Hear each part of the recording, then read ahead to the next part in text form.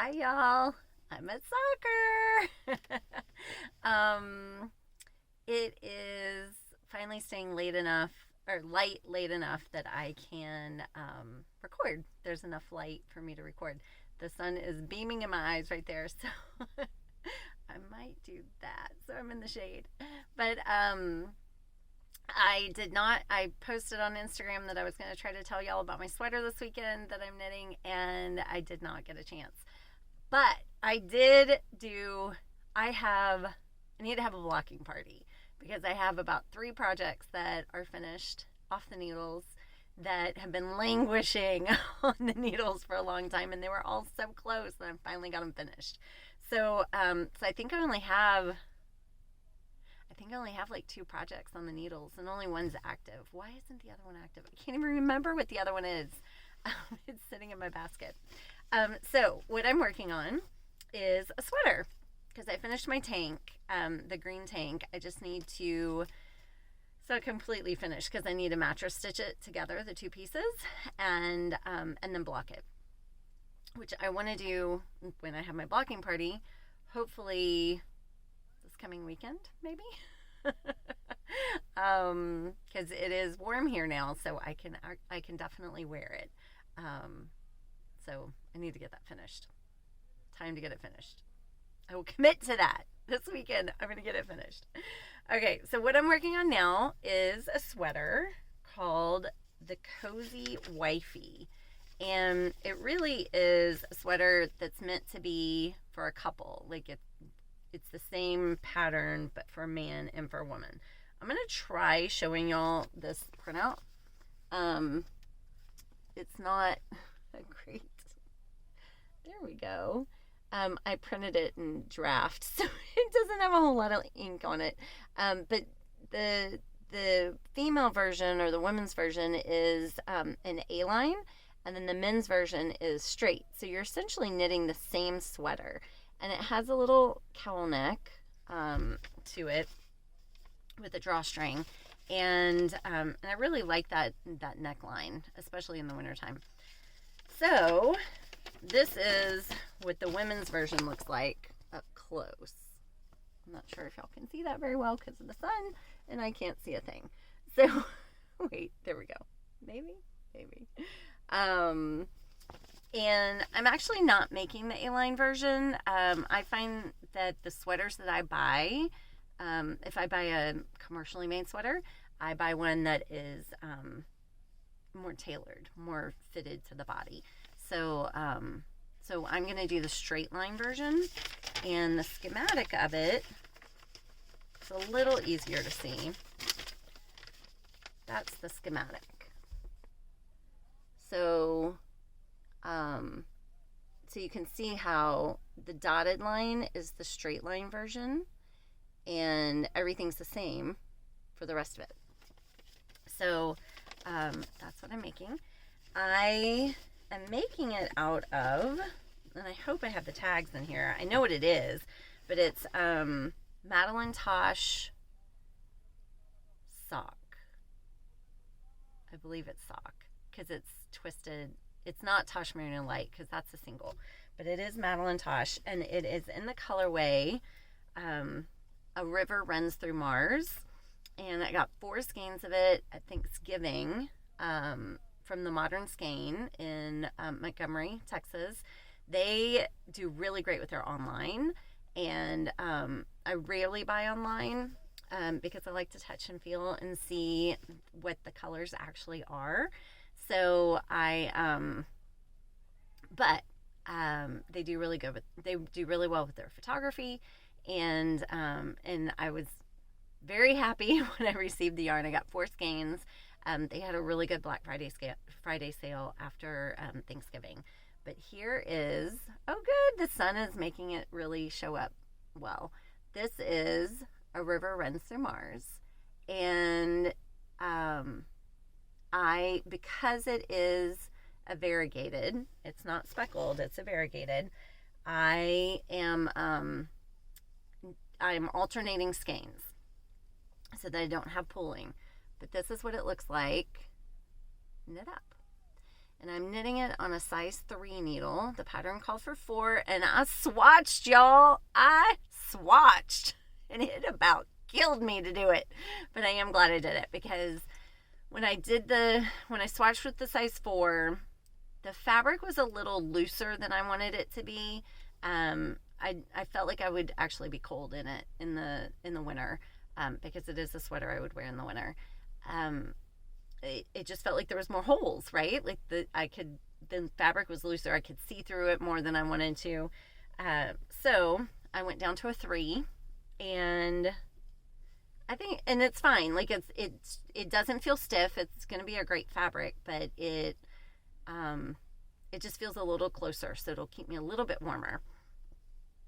I probably will wear a shirt underneath, or at least a tank top, just for warmth, for layers.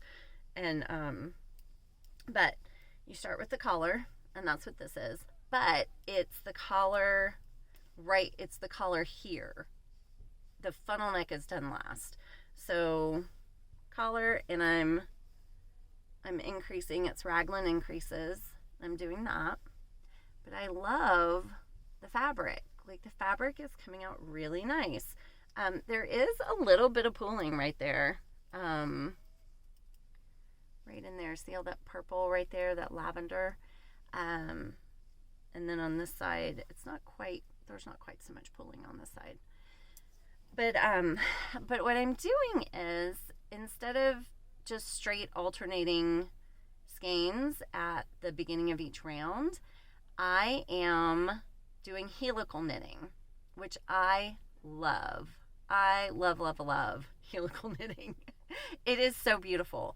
And it's really, really simple. It is a matter of, and there's so many tutorials out there, so I'm not going to tell you really how to do it. Don't count this as a tutorial on how to do it. Go search helical knitting, and there are great, great tutorials. So, but essentially what you do is, before you get to the end of the round, when you have both the yarns going, or not the end of the round, before you get to where your other skein is, like on the needle, you've got a stitch on the needle from that other skein. You stop 2 stitches before that. So you have 3 stitches.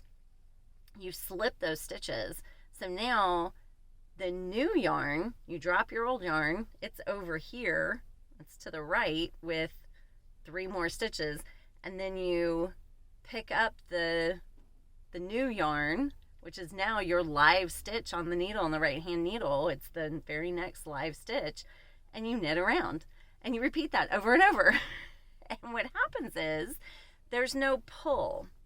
A lot of the times it's hard to keep the tension when you're just alternating, because you're pulling it straight up, and you're having to accommodate for 1 round of stitches for it to come past that, and then you start knitting. And so it's hard to keep that tension. And so you'll see a jog at the beginning of the round, which on this would be down the middle of my sweater. I think it would be down the middle back.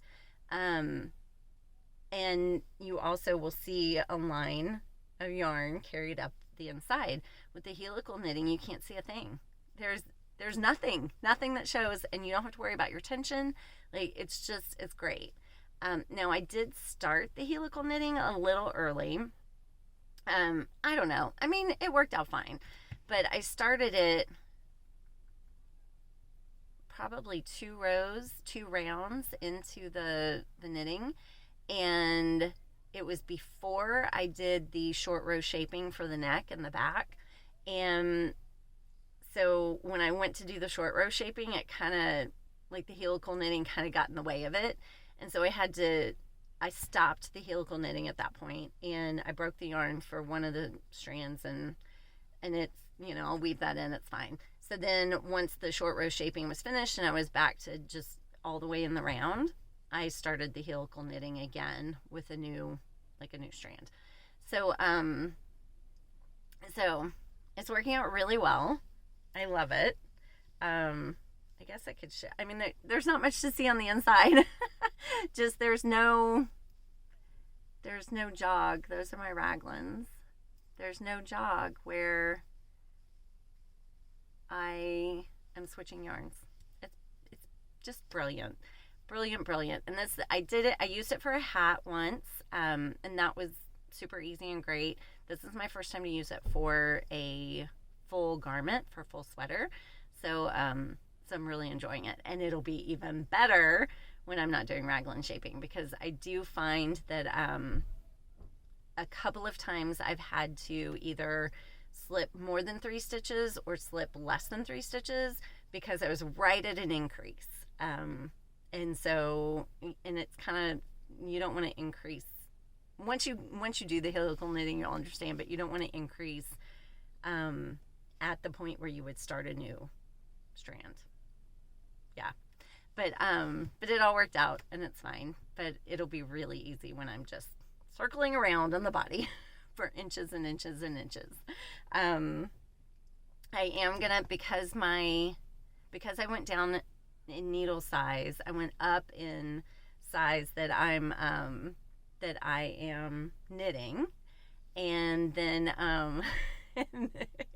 Cade's finished with practice. He might get in the car. You might get to see him. So I am I forgot. I lost my train of thought. I don't know what I was saying. But that's it. That's my sweater, and it will be on Ravelry. I have my notes on Ravelry. Oh, I know, because I'm knitting a 3. I am gonna have to do more rows, I think. And but I'll check it. Like, once I get the raglan shoulders done, I will I'll kind of try it on, and then I'll use my try it on TV. I'll try it on, and then I will see if I need to do some extra rows. But otherwise, that's it. The dog's here. Cade's here. You want to say hi, Cade? Hi. To Wool Slayers. Oh. Hello. Hello.